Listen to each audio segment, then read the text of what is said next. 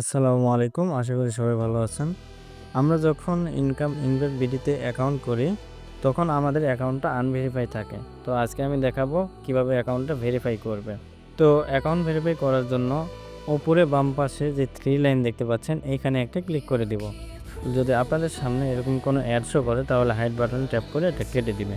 সবসময় মনে রাখবেন আমরা এই সাইডে কাজ করি, যদি অন্য কোনো সাইডে নিয়ে চলে যাই তাহলে অবশ্যই ব্যাক করব। তো অ্যাকাউন্ট ভেরিফাই করার জন্য আমরা এই উপরে দেখতে পাচ্ছি ভেরিফাই নাও, এই বাটনটাতে ট্যাপ করে দিব। এখানে লক্ষ্য করলে আমরা দেখতে পাবো অ্যাকাউন্ট ভেরিফাই করার জন্য এখানে 600 টাকা মেম্বারশিপ ফি দিতে হবে।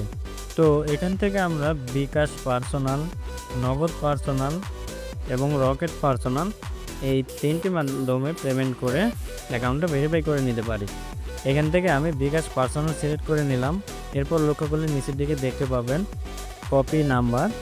তো এই নাম্বারটা এখান থেকে কপি করে নেব।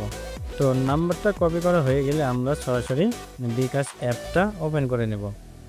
বিকাশ অ্যাপটা ওপেন করে নেবার পর এখান থেকে আমরা সেন্ড মানি অপশনে চলে যাব। যে নাম্বারটা কপি করে নিয়ে আসলাম সেই নাম্বারটা এখানে পেস্ট করে দিব। এরপর আমরা পরবর্তী ধাপে চলে যাব।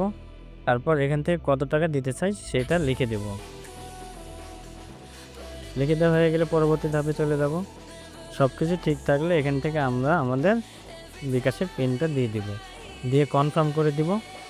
তাহলে আমাদের পেমেন্টটা করা সাকসেসফুল হয়ে যাবে। তো পেমেন্টটা সাকসেসফুল হয়ে গেলে এখান থেকে উপরে আমরা দেখতে পাচ্ছি ট্রানজ্যাকশন আইডি।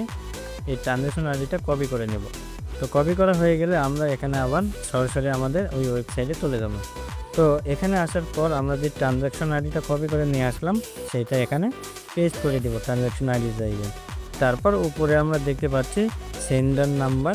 এই সেন্ডার নাম্বারের জায়গায় আমরা যে নাম্বার থেকে টাকা সেন্ড করছি সেই নাম্বারটা এখানে লিখে দেব।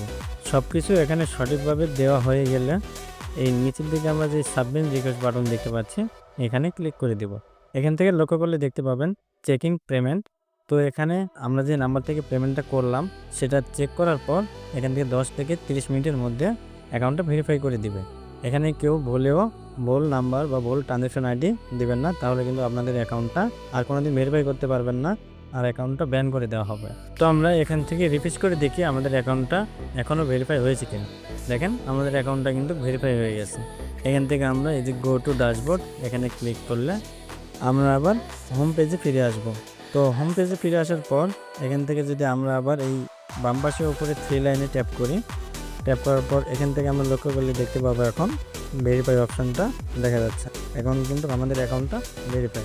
তো দেখা হচ্ছে পরের কোনো ভিডিওতে। তখন পর্যন্ত সুস্থ থাকবেন, ভালো থাকবেন।